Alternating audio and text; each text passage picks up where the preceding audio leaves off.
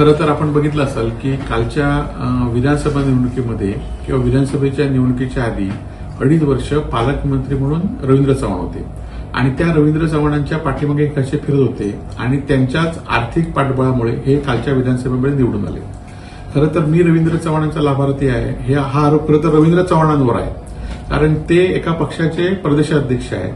असं असताना महायुतीच्या एका आमदाराच्या विरोधात ते काम करत असतील तर तो आरोप रवींद्र चव्हाणांवर आहे. त्याचं उत्तर रवींद्र चव्हाणांनी दिलं पाहिजे, कारण त्यांनी एका महायुतीच्या आमदाराच्या विरोधात मदत करत असं त्यांचं म्हणणं असेल तर. आणि खरं तर मी आज 2 वर्ष विधानसभेमध्ये आमदार नाही आहे, माझ्याकडे कुठलं पद नाही. असं असताना विकास कामं करायची जबाबदारी ह्यांची आहे, ह्यांची विकास कामं होत नाहीत, त्यामुळे फ्रस्ट्रेट झालेत आणि म्हणून ते माझ्यावर आरोप करत आहेत. ते आपल्या ट्विटमध्ये असंही म्हणतायत की तुमचे जे 2 बंधू आहेत नगरपंचायत नगरसेवक आहेत ते त्यांच्यावर निवडून आले आणि हे तुम्ही विसरला. नाही, खरं तर आपण बघितलं असाल की शिंदे गटाची ताकद या कणकवली मतदारसंघामध्ये शून्य आहे. जे काय 2-3 जिल्हा परिषद पंचायत समिती सदस्य आहेत ते सुद्धा पालकमंत्र्यांनी दिले तेच सदस्य आहेत आणि कणकवली शहरामध्ये त्यांचा एकही नगरसेवक निवडून आला नाही. आणि खरं तर त्यामुळे त्यांची ताकद घेऊन माझे बंधू निवडून येण्याचं काहीच कारण नाही. त्याचबरोबर त्यांनी उलट त्यांच्या भावाच्या विरोधात असलेल्या उमेदवाराला त्यांनी मदत केली असं ते म्हणतायत. तर त्यांनी आपल्या स्वतःच्या भावाच्या विरोधात उमेदवाराला मदत कशी केली. त्याचबरोबर जे कार्यकर्ते त्यांच्यावर समीर नरोडे गेले अनेक वर्ष होते त्यांच्या विरोधात त्यांनी काम कसं केलं. तर त्यामुळेच त्यांच्या बरोबरचे अनेक कार्यकर्ते त्यांना सोडून गेले, कारण ते आपल्या बरोबरच्या कार्यकर्त्यांच्या विरोधात काम करतात. जसं इकडे कणकवलीत नलावड्यांच्या विरोधात असू देत किंवा सावंतवाडीमध्ये विशाल परबांच्या विरोधात असू देत, आणि त्यामुळे ते त्यांचे लोक त्यांना सोडून गेले. ह्याची त्यांनी काळजी करावी. आपण माझ्यावर गद्दारीचा कलंक नको म्हणून मी उभाटा सोडले नाही असं म्हणणं काल म्हणाला होता.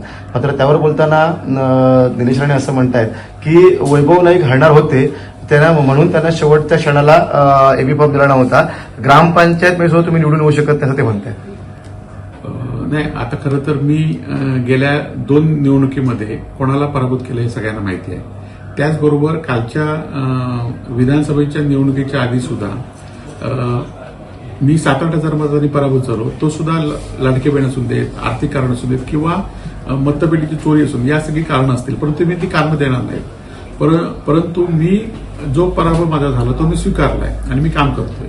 परंतु ह्यांनी ज्या अनेक पक्षांची मदत घेऊन त्यांनी जो विजय घेतलाय आणि त्यामुळे त्यांना माहिती आहे की हे जरी आमदार नसले तरी पुन्हा हे सत्य देऊ शकतात, पुन्हा आमदार होऊ शकतात आणि त्यामुळे ते माझ्यावर आरोप करतात. ज्या काँग्रेसने नाईक कुटुंबियांना सर्व काही दिलं त्या काँग्रेसला सोडून तुम्ही दुसऱ्या पक्षामध्ये आलाय.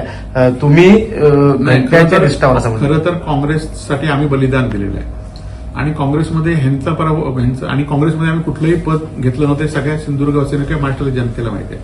उलट ह्यांनी काँग्रेसमधनं खासदारकीची निवडणूक ह्यांनी लढवली, त्याचबरोबर ह्यांनी मंत्रिपदं घेतलीत आणि काँग्रेसची सत्ता गेल्यावर ह्यांनी काँग्रेसला सोडचिठ्ठी दिली आहे हे सगळ्यांना माहिती आहे. त्यामुळे काँग्रेसची लाभार्थीची पदं घेऊन, शिवसेनेची लाभार्थीची पदं घेऊन, भाजपमध्ये लाभार्थीची पदं घेऊन हे शिंदे सेनेत गेलेले आहेत आणि त्यामुळे ह्यांनी माझ्या निष्ठेबद्दल ह्यांनी शिकवू नये मला.